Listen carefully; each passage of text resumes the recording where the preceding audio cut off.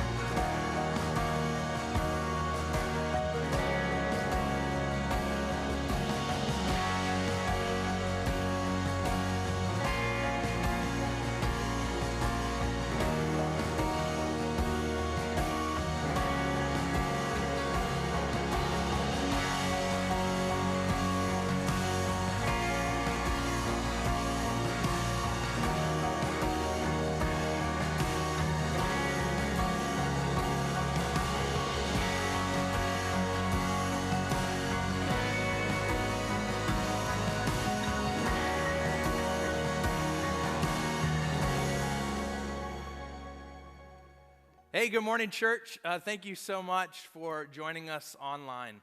I know many of you are watching your screen. Maybe it's a computer screen or a television screen or whatever that might look like for you. And I'm just really glad that you are here joining us as we're wrapping up a series. I know that there are also some life groups that are meeting digitally, and there are some life groups that have decided to meet here. And we have some people, so if you see me looking around a little bit today, I'm not super pretending. There are a few people in the room today. But hey, I wanted to address, I'm going to give you all what I'm going to call a kind of a mini sermonette. I'm going to take maybe 2 minutes to address the whole coronavirus thing, because I want you to know what's going on in my heart and what I hope could be going on in yours before we jump into the last part of this series. Really, to be honest with you, one way to describe what's going on in me right now, and what I want to ask you to lean into as well as part of Arundel Christian Church, is just, it's hard to explain, but I'm excited. And let me tell you why. I believe right now there's all sorts of stuff going on in the world that causes people to wonder and question and fear. And when things like that are happening in our world, there is an incredible opportunity that we have as the church to shine a light in darkness. There is an opportunity that we have that we don't normally have right now, that we have neighbors and coworkers and other people who are looking to us, and they're trying to see, is there really something different about followers of Christ in the middle of a crisis? And the reason I'm excited is because I want to share with you real quick, like I said, 2 minutes, some ways that you can really shine bright in all this unknown that's happening. As news is hitting you from all sides and as people are scared, I want to ask you to shine brightly in the following ways. Number one, we get to choose faith over fear.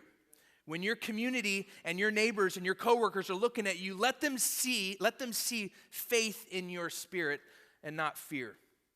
Another thing that they can see, another way you can shine light in a dark time is to choose sacrifice over selfishness. Right now, if you go into most grocery stores, as far as I can tell and what I'm hearing, you're seeing a lot of selfishness.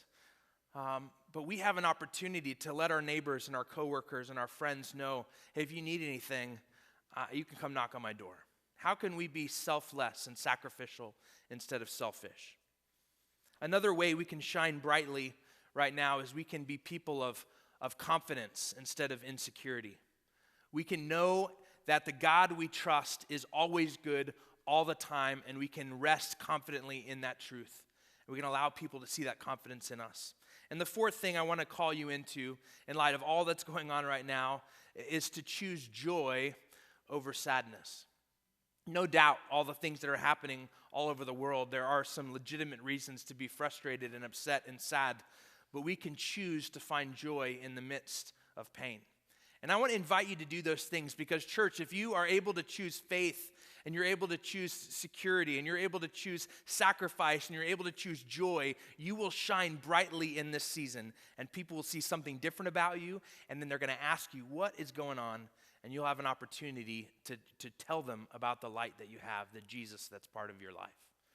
All right?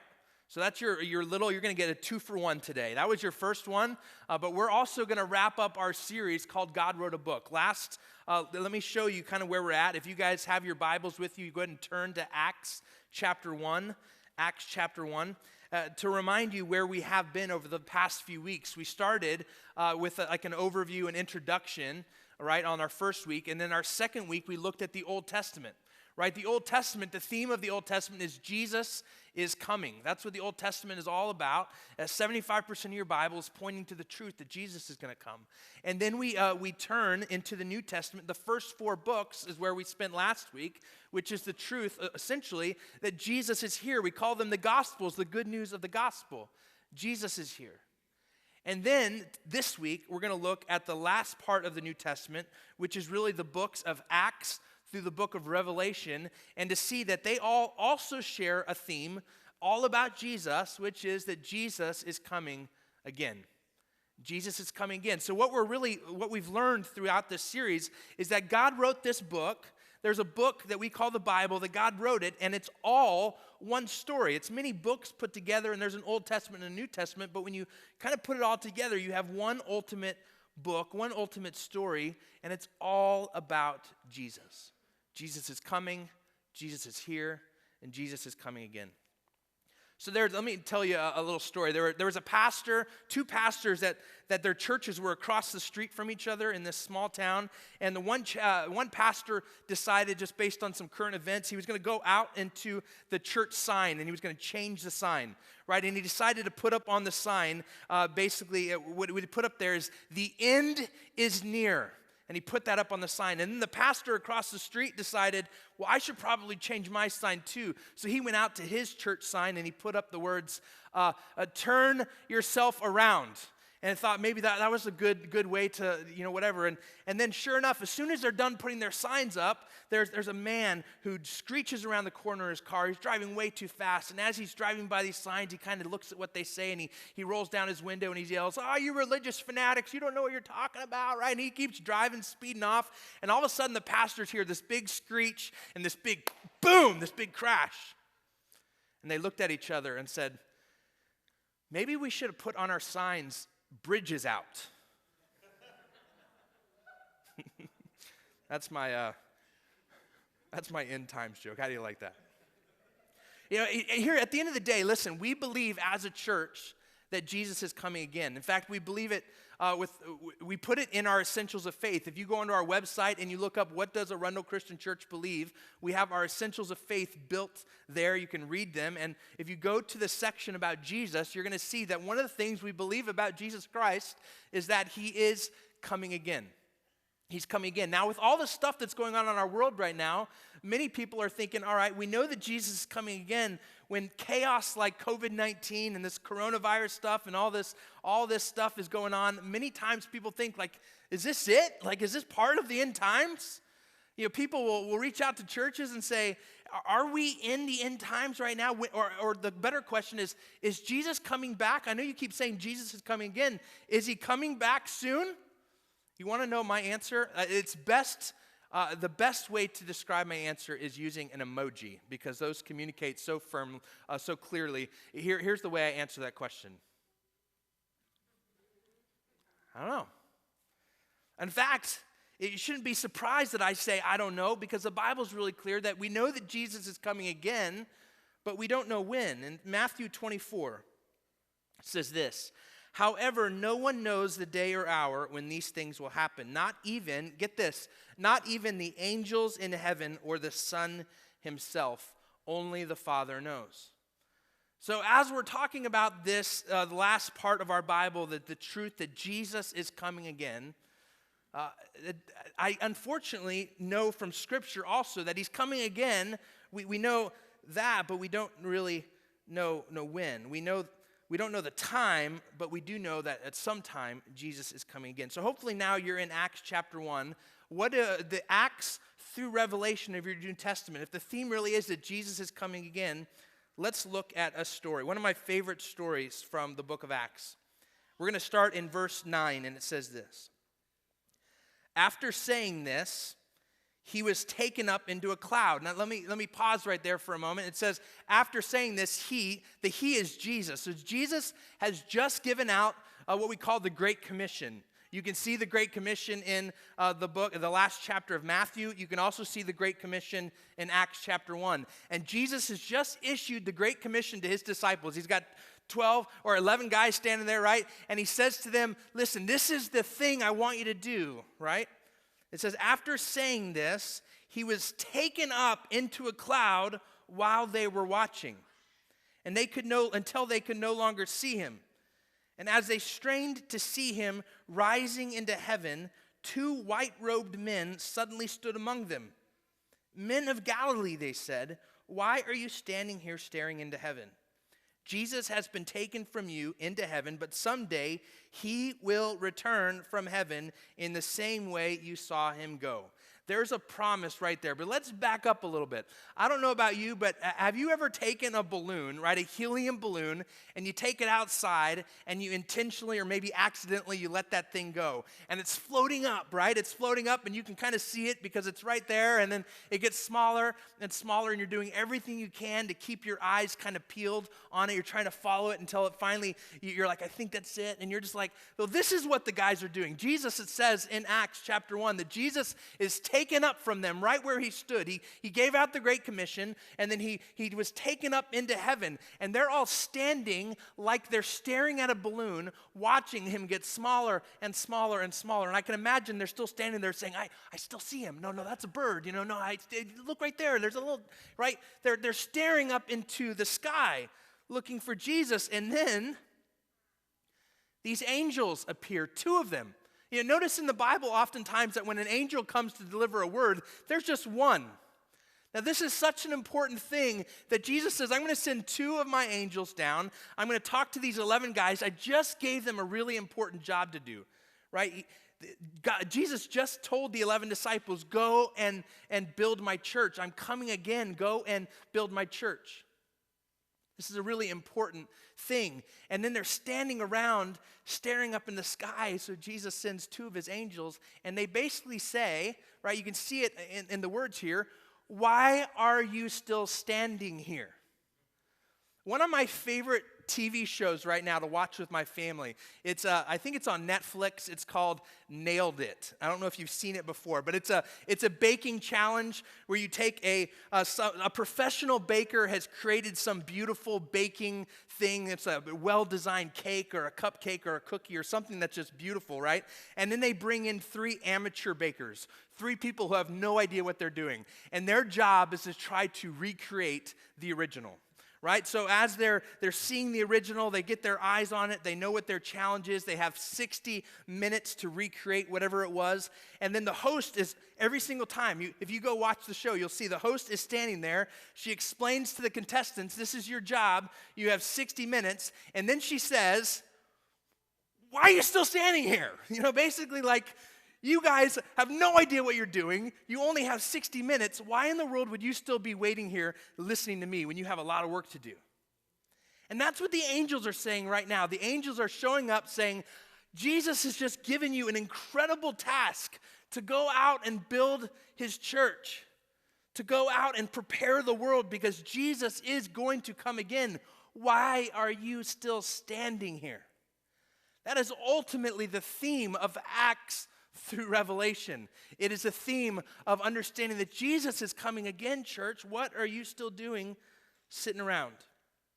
Now, I want to give you a little bit of some insight into the way Acts through Revelation is really built. So I had this chart I want to show us essentially that there's 4 different sections of books in the New Testament. But really there's 5, but we talked about the first 4 last week, right? Last week we talked about the Gospels. That's the first 4 books of the New Testament. And then we have these other 4 columns. And one of them is our history book, which is the book of Acts. It's really Luke part 2. I don't know if you knew that, but Acts was written by Luke. So Luke wrote the Gospel of Luke, and then he basically paused and created a new document, and that's Acts, all right? So we have the history book. And then we have this whole section that we call the Pauline epistles. And epistles sounds like an interesting word, doesn't it? It just means letters. These were letters that were written by Paul to a particular audience. We're going to talk more about that in a moment. And then we have what we call our other letters, our other epistles. And then we have this standalone book at the end, a book of prophecy called Revelation. But here, I want to make sure we all understand that every single book that you see listed here on this screen, regardless of what column it fits into, they all share one overarching theme. And by now, hopefully you know it. It's that Jesus is coming what? Again. Jesus is coming again. It's repeated in all of these books in one way or another. The truth that there is a Jesus who is coming again. In fact, what we're going to do is we're going to go like really, really quickly through each of these books. And through each of those columns, we're going to look at each of those books, and you're going to see how the theme relates back to the truth that Jesus is coming again. So let's start in that first, the history section, the history book, which is the book of Acts. And if you want to understand what is the theme of the book of Acts, they're all going to start with the same 4 words. So you'll catch this, you'll catch on to this pattern. They're all going to start with the same 4 words. The theme of Acts is Jesus is coming again, so build my church. That's what the whole book of Acts is about. It's a story of the early church and how every time people tried to slow down the growth of the church, Jesus and God just continued to use this opportunity, all the persecution, everything that was happening. The church couldn't be stopped. You see, the ultimate theme of Acts is Jesus is coming again, so build my church. All right, now we get into the Pauline epistles, which are just the letters written by Paul. Before we really dive into these, I want to give you some fun facts about the letters that Paul wrote. You might not have known these before. Kind of an interesting thing is that they're not in your Bible in the order they were written. They're not in chronological order. If you want to understand why they're put in the order they were put into, is they were put in the order of size and audience. So Romans is essentially the largest of Paul's letters, and then you kind of work your way down to the smaller letters. That's the order they were put in your Bible. All right, another thing that's really interesting about all of Paul's letters is if you look in the original Greek. Now, you might look in your English translation right now and say, Matt, you're wrong. But if you go back to the original Greek writing, all of these letters start with the exact same word. They all start with the same word, and the word is Paul. It's weird, right? Nowadays, when we write a letter to someone else, we start with their name, right? We put the name of the person we're writing the letter to, and then we put our name at the bottom. Well, in this day and age, it was a little different. So Paul would start every one of his letters with Paulos. He would put his name, Paul, right at the very beginning. Another thing that's interesting is that they're all named after their audience. This is the one unique thing about Paul's letters. Instead of being named after the author, they're named after who Paul was writing to. Imagine it would have been kind of weird to have 1st Paul, 2nd Paul, 3rd Paul, 4th Paul, all the way through 13th Paul in your Bible, right? I'm glad that they weren't named after the author, but were named after the audience. Another thing that's interesting about the audience is you're going to know that 9 of Paul's letters were written to a people group. They were written to a location. They were written to a church, a bunch of people. 9 of them actually were written to, like if you're looking at the book of Ephesians, it was to the church in Ephesus, and Galatians to the church in Galatia, and Romans to the church in Rome. So you get the idea. These were named after a people, a group, and they were intended to be read out loud. They weren't written to one person, they were written to the whole group, and someone would have grabbed these letters and stood up in front of the church and read them aloud. That's how they were meant to be read. 4 of Paul's letters were written to individuals. And you see 1st and 2nd Timothy and Titus and Philemon. These were written to individual people, and yet you and I get to kind of sneak into someone else's mail and read what Paul had to say to them.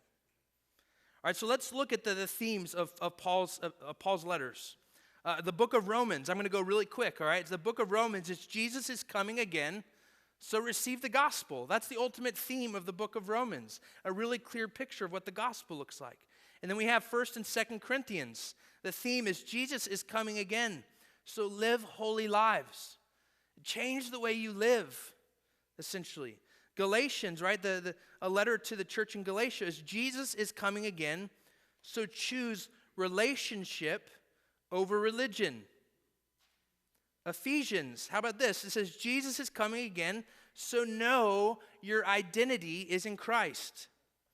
Philippians, Jesus is coming again, so be kind to one another. Philippians is filled with one another's. If you're wondering where do most of those one another's come from, Philippians is all about Jesus is coming again, so treat each other with kindness. And then Colossians, Jesus is coming again, and he is supreme. He has a perfect plan and a perfect timing, and when he comes again, it's going to be, he already knows everything that's going on.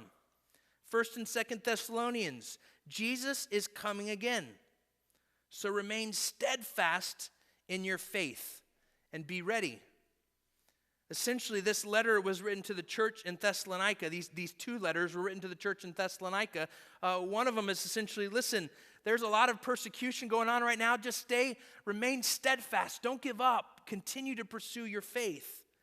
And then also in that kind of the second letter to the church in Thessalonica, be ready. We don't know when Jesus is going to come back. Shrug emoji, right? We don't know when that timing is going to be. Only God knows. So make sure that you're ready at all times. And then 1st and 2nd Timothy. So now we're getting into the letters written to people instead of the places. In 1st and 2nd Timothy, the theme is basically Jesus is coming again. So remain faithful in your leadership. Remain faithful in your opportunities to lead others. And I want you to know, if you're watching this online right now or you're in this room right now, all of you have influence over somebody, which means you're a leader. In one way or another, someone is being led by you, and you have an opportunity, again, in 1st and 2nd Timothy to see this truth. Jesus is coming again, so remain faithful in your leadership. And then we have the book of Titus, this letter written to Titus, which the theme is Jesus is coming again, so be encouraged as leaders. And then in Philemon is Jesus is coming again, so forgive one another. This is a really interesting letter that Paul wrote to somebody who he says, listen, your servant escaped, and they're here with me, and they've given their life to Jesus, and I'm going to send them back to you. And when you get them back, receive them with forgiveness. Forgive them, because Jesus is coming again. We're called to do things and to live differently now that ultimately we understand Jesus is coming again. That's what all of this is about. And then we get in out of the Pauline epistles and into what we call the other epistles, all right? Now, here's an interesting thing. Remember, Paul's letters were written, were named after their audience. All of the letters you're about to see now are actually named after the authors. Because they didn't write so many letters like Paul did, we named them after the person who wrote the letter instead of after the person who is receiving the letter, all right? Another interesting thing is that there in this section of letters, you're going to have a letter from James and a letter from Jude. Fun fact, James and Jude were half-brothers of Jesus. What a cool perspective to be able to read writings from Jesus' brothers in their letters. All right, so let's look at the themes there. There's one exception, by the way. When I said that they're named after their authors, is the book of Hebrews. The very first one. The reason why that's an exception is we don't know who wrote the book of Hebrews. There's nobody who takes credit for it in the letter. There's many guesses. Some people think it was Paul, but Paul always started with the word Paul, and it doesn't seem like his writing. Other people think maybe it was written by a woman, and in that time, nobody would have read it or taken it seriously if she'd put her name to it. So we don't really know who wrote the book of Hebrews, but we know it's a valuable piece of truth. And the theme of the book of Hebrews is Jesus is coming again, so run hard in your faith. And then we get into the book of James. It says, Jesus is coming again. So let your faith match your actions, and let your actions match your faith. And then 1st and 2nd Peter is Jesus is coming again, so expect persecution and stay the course. Listen, expect weird things to happen in our world. Expect there to be odd things and natural things and unnatural things. Expect things to happen as Jesus' return gets closer and closer. He says expect persecution. Expect other people to not treat you quite right. And stay the course. And then in 1st, 2nd, and 3rd John, it's Jesus is coming again, so watch out for false teachers. As we get closer and closer to the time where Jesus is going to return, there are going to be more and more people who claim to be speakers of truth, and they're going to lead people astray. You have to beware of false teaching. And then the letter of Jude, the book of Jude, the theme is Jesus is coming again, so don't be deceived. Jesus is coming again, so don't be deceived. You see how with Acts and all of Paul's letters and all of the other letters, they all share so far that common theme of Jesus is coming again, so therefore adjust your life, right? Jesus is coming again, so make some changes. Jesus is coming again, so change the way you think. Jesus is coming again, so do this, right? All of them really are pointing to the truth that Jesus is going to return, and we have a limited amount of time to accomplish the goal that we've been given. And then we have this last column that we were looking at is the one book in the New Testament of prophecy. It's the book we call Revelation. And if I were to give you the theme of Revelation, it would be this: Jesus is coming again, and here is a sneak peek.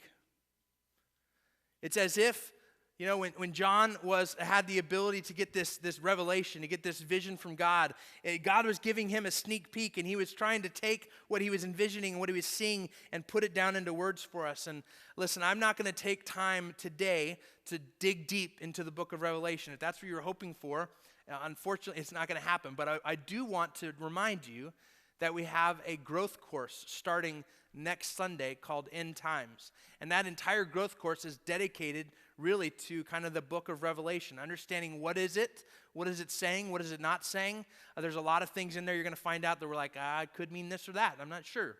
But we want to invite you to be a part of that growth course if you want more information about Revelation. So we're kind of getting back into this question. We know that Jesus is coming again, and what a lot of people ask is this question: are we living right now in the last days? Have you ever wondered that before? Have you ever thought to yourself, like, I've heard about these earthquakes and these volcanoes, and I hear about these locusts, and I hear about coronavirus, and I hear about all these things, and I wonder right now if we are living in the last days. I want to tell you a couple things. One, every generation, our generation and every generation before us, has been able to clearly figure out that they might be living in the last days. So if you think that it's unique, that you're able to find things, you're kind of able to see signs and figure out, hey, maybe every generation before you has also been able to make the case that they are living in the days when Jesus is going to return. And let me tell you what I think about that. If you ever wonder, am I living in kind of the days where Jesus is going to return? Just like all the other generations before us have wondered and asked that same question, I want you to know, I think that's a really good thing.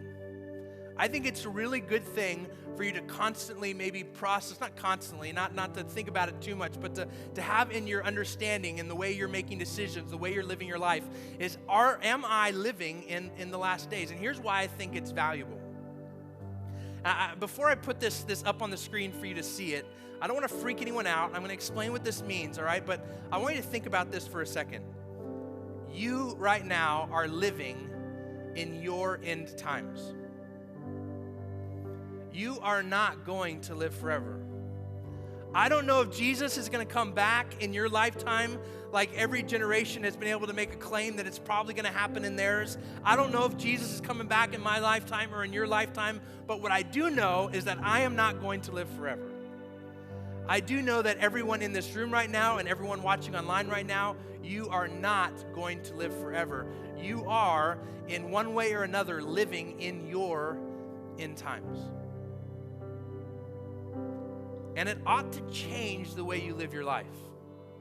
It ought to change the way you experience your faith development. It ought to change the way you spend time in God's Word. It ought to change the way you interact with people around you. It ought to change everything about you, because at the end of the day, the Bible says that Jesus is coming again, and you and I ought to be ready.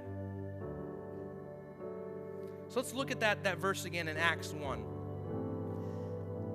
It says, remember, this is the angels speaking, and they say, "Why are you standing here staring into heaven? Jesus has been taken from you into heaven, but someday he will return from heaven in the same way you saw him go." So really the challenge I want everyone in this room and everyone watching online to really think about right now is the question. The angels visited the disciples and asked this question. Now I want to ask you the question, why are you still standing here?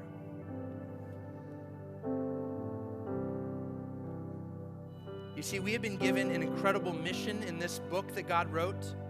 God told us the fact that he was coming, and then he came, and we get to hear about that throughout the Gospels. We get to see the good news.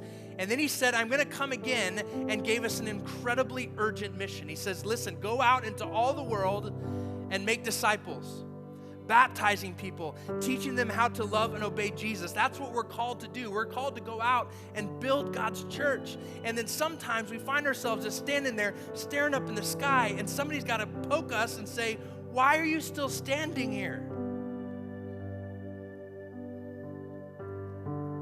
One of my favorite things about this book that God wrote, the themes of all those letters and books that we just talked about today, is that the theme is that not only is Jesus coming again, but he wrote us instructions. He gave us an instruction log of how to live knowing that Jesus is coming back, how to tell other people about him, how to change the way we interact with other people in light of that truth.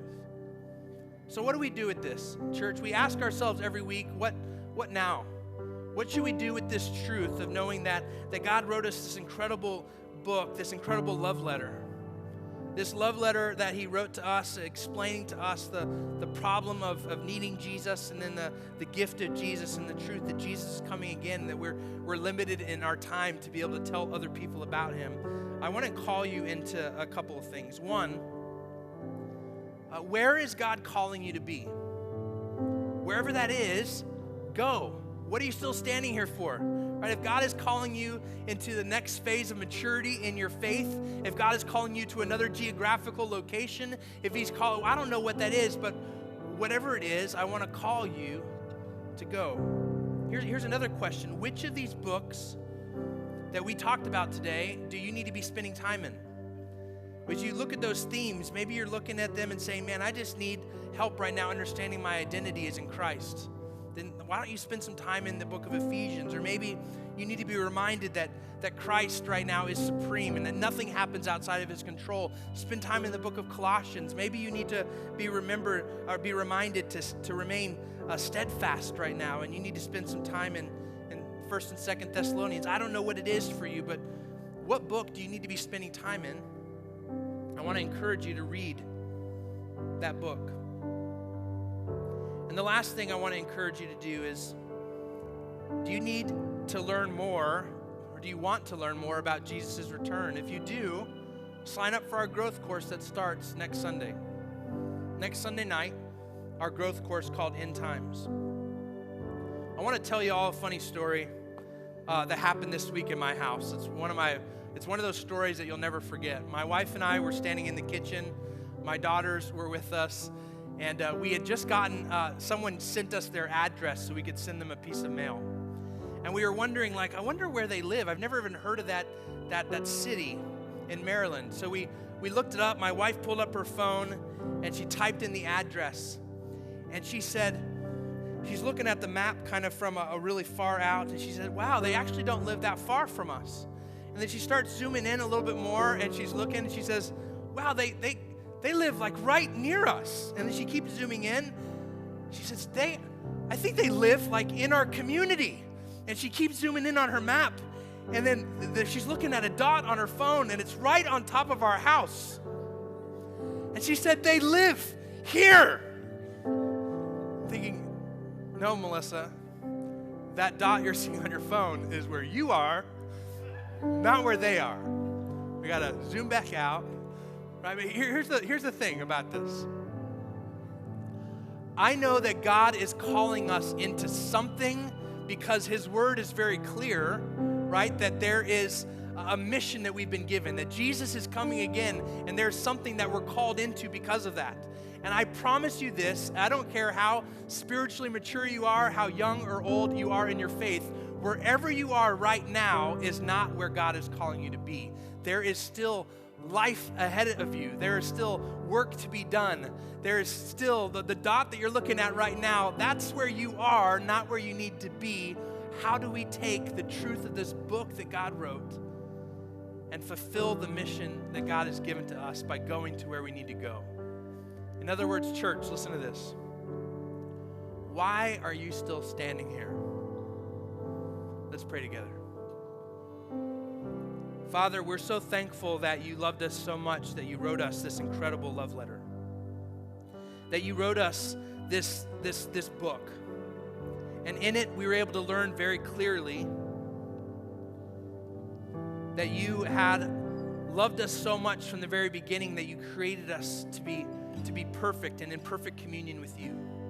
And that throughout the Old Testament, and right at the very beginning of the Old Testament, we learned that we messed it up, that we chose our own way over your way, and that our relationship with you is broken. And then we get to read throughout the Old Testament that you have a plan to send your son, Jesus, to make everything better again. And then after 400 years of silence and thousands of years of waiting, we open up to the Gospels in the New Testament and we see the beautiful picture of Jesus being here with us, the plan finally unfolding. And then as Jesus is taken up into heaven, right after giving us an incredible commission to go out and tell people the good news of Jesus and to build the church, that we then get to read from the book of Acts all the way through Revelation that you are coming again. And we have an instruction manual on how to live and how to fulfill the commission you've given to us. Thank you so much for this incredible book. We love you. We trust you right now in this season. We pray this in Jesus' name. Amen. Well, we are so thankful for the truth that was shared in this message today. Please know that we as a staff and as a church are praying that what you have learned today, the truths that God has put deep down into your heart, will manifest themselves and grow themselves into something amazing. And as always, you can experience that with other believers, other people who are walking this walk of faith at ACC on a Sunday morning at 8:30, 10 a.m., or 11:30 a.m. As a reminder, please remember, you belong at ACC.